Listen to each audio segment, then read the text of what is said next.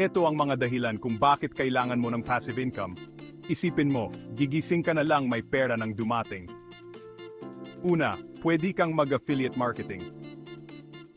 Ay promote mo lang ang mga produktong gusto mo at kikita ka sa bawat benta. Pangalawa, gumawa ka ng digital products. Pwede kang magbenta ng e-books, online courses o printables. I-upload mo lang minsan at kikita ka sa bawat bibili. Huwag din nating kalimutan ang kita sa ads. Magsimula ng blog o YouTube channel. Mas maraming views, mas maraming kita. At panghuli, pwede kang mag-invest sa stocks, bonds o cryptocurrency.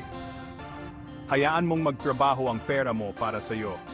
Ang importante, simulan mo na ngayon para makapag-relax ka na lang sa hinaharap. Magsimula ka na at malapit mo ng kumita habang natutulog. Good luck, mga freelancer!